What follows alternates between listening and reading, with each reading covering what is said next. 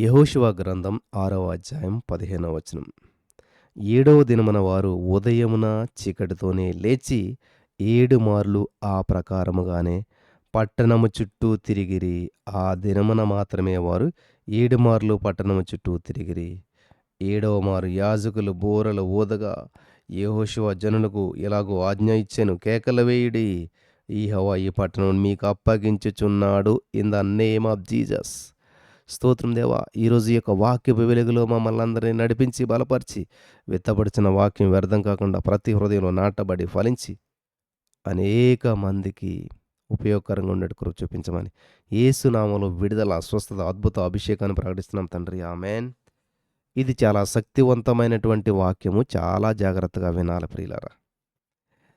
7వ దినమున వారు ఉదయమున చీకటితోనే లేచి 7 మార్లు ఆ ప్రకారముగానే తిరిగారంట. గమనించాలి. ఎన్ని మార్లు? 7 సంపూర్ణతకు సాదృశ్యం. నీ కార్యం జరిగేంత వరకు, నీ ప్రాణం ఉన్నంత వరకు, నీ ఊపిరి ఉన్నంత వరకు సంపూర్ణంగా చేయాలి ఏ పనైనా. సగం సగం కాదు, కొంతకాలం కాదు. వింటున్నారా? కాబట్టి ఇక్కడ నెంబర్గా తీసుకుని 7ని 7 రోజులు చేసి ఊరుకోవటం కాదు. 7వ మారు యాజకులు బూరలు ఊదగా, హల్లెలూయా, దేవునికి స్తోత్రం కలుగును గాక. కాబట్టి ఇక్కడ 7వ దినమున వారు ఉదయమున చీకటితోనే లేచి, ఇది చాలా ప్రాముఖ్యం. ఉదయాన్నే లేస్తారు చాలామంది. చాలామందికి ఉదయం 9 అవుతుంది. వాళ్ళకు కూడా అది ఉదయమే. 11 గంటలు కూడా లేస్తారు, వాళ్ళకు ఉదయం అది. కానీ ఇక్కడ చెప్తున్నట్టు చూడండి, ఉదయం అంటే ఉదయమున చీకటితోనే లేచే అలవాటు ఎవరికి ఉంటుందంటే, సామెతల గ్రంథంలో ఉంటుంది, గుణవతి అయిన స్త్రీకుండే మొట్టమొదటి లక్షణం ఆమె చీకటితోనే లేస్తుందంట. హల్లెలూయా. ఆమె చీకటితోటే లేస్తుంది. గుణవతి అయిన స్త్రీకి ఉండే మొట్టమొదటి లక్షణం మంచాన్ని, మత్తుని జయించటం, చీకటితోటే లేవటం. అంటే మేము గుణవత్తులం కాదా? వెలుగొచ్చాక లేస్తే గుణవత్తులం కాదా? మాకు పనోళ్ళు ఉన్నారు, మాకు అందరూ చేసేవాళ్ళు ఉన్నారు కాబట్టి మేము హాయిగా 8 గంటలకు లేస్తాం. నీకు ఎవరుంటే ఏంటి, ఎంతమంది ఉంటే ఏంటి? దావీదు మహారాజు గొర్రెల దొడ్డిలో ఉండగా స్తుతించాడు, మహారాజు అయినా కూడా స్తుతించాడు. నీ స్టేటస్ మారొచ్చు, నీ స్థితి మారొచ్చు, నీకున్న ఐశ్వర్యం యొక్క స్థితిగతులు మారొచ్చు, కానీ దేవుని సన్నిధి మారదు. దేవునికి మనకి మధ్య ఉన్న సంబంధం మారదు. హల్లెలూయా. వింటున్నారా ప్రియులారా? కాబట్టి వీళ్ళు ఏం చేశారంటండి, ఉదయమున, చాలా అద్భుతమైన విషయం, చీకటితోన లేచి, ఉదయము చీకటి ఉండాలి. నువ్వు లేచేసరికి ఉదయకాల సమయంలో చీకటి ఉండాలి. ఉదయకాల సమయంలో చీకటి ఉండగానే లేవటం అలవాటు చేసుకోవాలి. లేదు బ్రదర్, బాగా లేట్ అయింది. లేదు బ్రదర్, మేము నైట్ 12-1 గంట దాకా ప్రార్థన చేసుకుంటాం, అప్పుడు పడుకుంటాం అనుకుంటా ఉన్నారా చాలామంది? లేటుగా పడుకోవటంలో గొప్పతనం ఏమి లేదు ప్రియులరా. ఎర్లీగా లేగటంలోనే ఉంది గొప్పతనం. ఎర్లీగా లేవటంలోనే ఉన్నది గొప్పతనం అంతా కూడాను. కాబట్టి చీకటితోనే లేచి, హల్లెలూయా, ఉదయమున చీకటితోనే లేచి ఏం జరిగిందండి? 7 మార్లు ఆ ప్రకారముగానే పట్టణం చుట్టూ తిరిగారు. హల్లెలూయా. నీకున్న సమస్య అది నిన్ను బాధ పెడుతున్నట్లయితే ఏం చేయాలి తెలిసి? ఏం మాట్లాడొద్దు, నువ్వు లే. నీ భర్త నిన్ను టార్చర్ పెడుతున్నాడా? నీ అప్పుల వాళ్ళు నిన్ను ఇబ్బంది పెడుతున్నారా? నీ ఉద్యోగ ప్లేసులో, నీ బంధువుల కుటుంబాల మధ్యలో నీకు ఎక్కడో నింద, అవమానం ఎదురవుతుందా? ఏం మాట్లాడొద్దు. నువ్వు లేవటం నేర్చుకో. ఫస్ట్ ఉదయాన్న చీకటితోటి లేవటం నేర్చుకోండి. ఉదయమే చీకటితోటి లేవటం నేర్చుకోండి. అంతే. ఉదయమే చీకటితో నేను లేచి 7 మార్లు ఆ ప్రకారంగానే పట్టణము చుట్టూ తిరిగిరి. హల్లెలూయా. ఏం చేయాలంట? నీ లోకం వేరైపోవాలి. ఆత్మలోకంలో సంచారం చేయడం ప్రారంభించాలి లేచి. హల్లెలూయా. ఆధ్యాత్మికమైనటువంటి వ్యక్తులతో సహవాసం చేయాలి. నువ్వు లేచిన మొట్టమొదటి గంట, క్రొవ్విన గంట దీనిని దేవునికి సమర్పించుకోవాలి. నువ్వెంత వ్యాపారవేత్తవైనా, నువ్వెంత కోటీశ్వరుడు అయినా, నువ్వెంత బిజీ పర్సన్ అయినా, ఎంత పొలిటీషియన్ అయినా, ఎంతటి దీనస్థితిలో, ఎంతటి అడుక్కునే స్థితిలో ఉన్నా, రాజు పేద గొప్పతనం ఏమీ లేదు ఇక్కడ. తేడాలేమీ లేవు ఇక్కడ. నువ్వు ఏ స్థితిలో ఉన్నా, ఏ సమయం ఉందని, ఎటువంటి పరిస్థితుల్లో ఉన్నా సరే దేవుని సన్నిధిని దేవునికి అప్పగించవలసిందే. హల్లెలూయా! లేచిన తర్వాత, లేచిన వెంటనే మొట్టమొదటి గంట అది దేవునికి ప్రతిష్ఠించవలసిందే. Thank you Jesus. అప్పుడు చూడండి, నువ్వు అప్పులు తీరాలని ప్రార్థన చేయవలసిన అవసరం లేదు. నీ భర్తలో మార్పు సంభవించాలని అవసరం లేదు. నువ్వేది అవసరం లేదు. మొదట లేచి నీ సన్నిధిలో, దేవుని సన్నిధిలో మరి నీళ్లు కుమ్మరించినట్టు నీ హృదయాన్ని కుమ్మరించి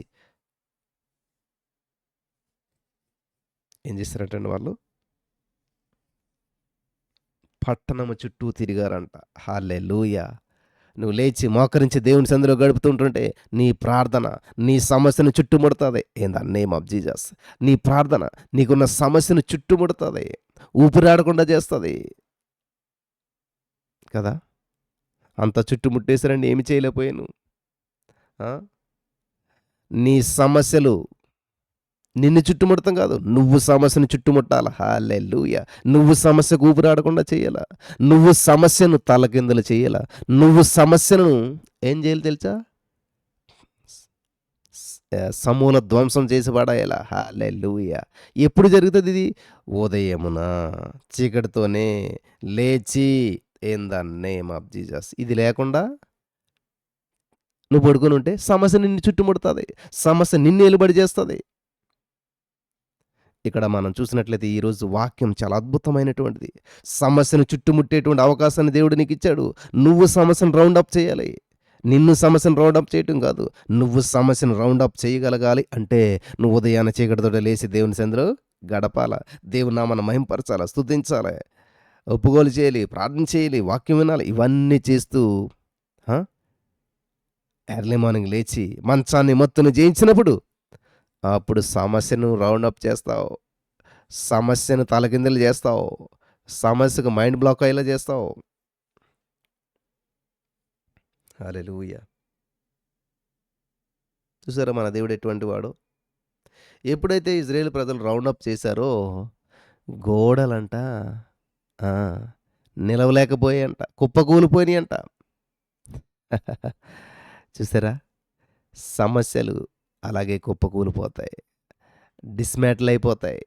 నీకున్న ప్రతి సమస్య, నీకు వ్యతిరేకంగా నిలబడిన ప్రతి సమస్య నీకు దారిగా మార్చబడుతుంది. హల్లెలూయా! ఇరుకు గోడల గురించి మనం మాట్లాడుతూ వస్తూ ఉన్నాం. ఇక్కడ యెహోవా పట్టణాన్ని మీకు అప్పగించేశాడు, కానీ మీరు కేకలేని ముందు కేకలేయండి, నోరు విప్పండి, మాట్లాడండి, స్తుతించండి.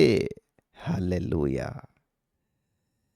7వ దినమున వారు ఉదయమనే లేచి, ఉదయమని చీకటితోనే లేచి ఎందుకో నాకు ఈ యొక్క ఉదయం అన్నా, చీకటితోటి అన్నా, పెందలకాడన్నా, వేకుజామన్నా, 4వ జామన్నా, ఇవన్నీ కూడా చాలా శక్తివంతమైనటువంటి మాటలు. ఎన్ని రకాలుగా ఉన్నాయి చూసారా? ఉదయం గురించి, మార్నింగ్ గురించి, వేకుజాము గురించి. ఏ అద్భుతం జరిగినా చూడండి బైబిల్ గ్రంథంలో అన్నీ చీకటితోటే జరిగాయి, చీకటి ఉండగానే జరిగాయి. ఏ చీకటి? ముదిరిపోయే చీకటి కాదు, వెళ్ళిపోయే చీకటి. చూడండి, రాత్రికాల సమయంలో ఏర్పడే చీకటి 6 గంటలకు వచ్చింది అనుకోండి, చీకటి పెరుగుతూ ముదురుకుంటూ పోతుంది. కానీ ఉదయకాలంలో ఉండే చీకటి నెమ్మదిగా తగ్గేటువంటి చీకటి, తొలగేటువంటి చీకటి, పారిపోయేటువంటి చీకటి. హల్లెలూయా! అర్థమవుతుందా ప్రియులారా? చాలా చక్కటి ఆ వాక్యపు వెలుగులోకి నడిపిస్తున్నాడు పరిశుద్ధాత్మ దేవుడు.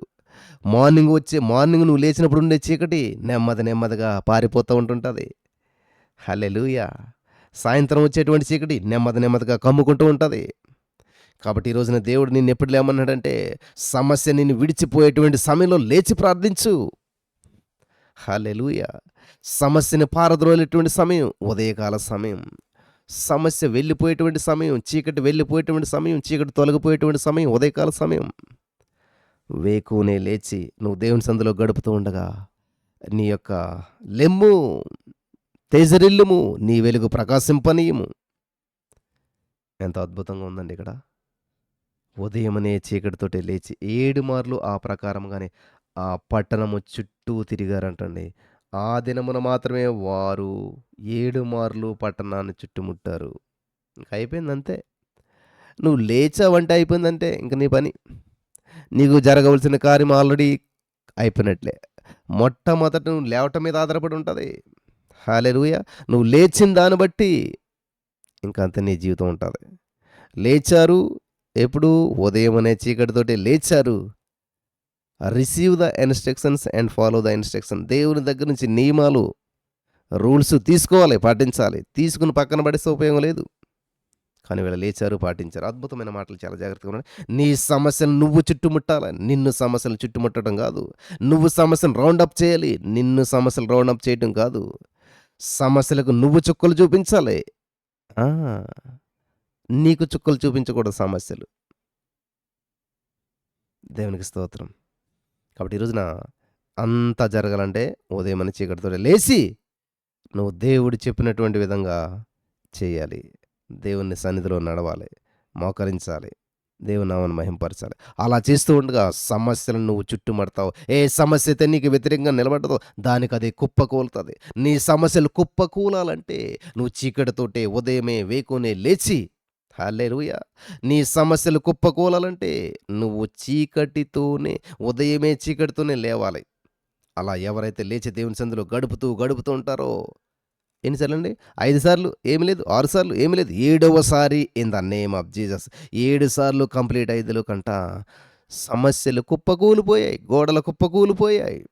మామూలు గోడలు కాదు, ఎంతో బలమైన గోడలు కుప్పకూలాయి. ఈరోజు నీ సమస్య ఎటువంటిదైనా సరే నువ్వు లేచి దేవుని సన్నిధిలో గడుపుతూ ఉండగా, ఉదయమనే చీకటితో లేచి in the name of Jesus దేవుని సన్నిధిలో గడుపుతుండగా, ఒకటో రోజు, రెండో రోజు, మూడో రోజు, నాలుగో రోజు, ఐదో రోజు, ఆరో రోజు, ఏడో రోజు. 7 అనేది పరిపూర్ణత గుర్తు. అంతేగాని 7 రోజులు లెక్క పెట్టి 7 రోజు అని కాదు. ఇక్కడ బైబిల్ గ్రంథంలో యేషూవ గ్రంథం 7వ రోజు అంటే 7వ రోజే.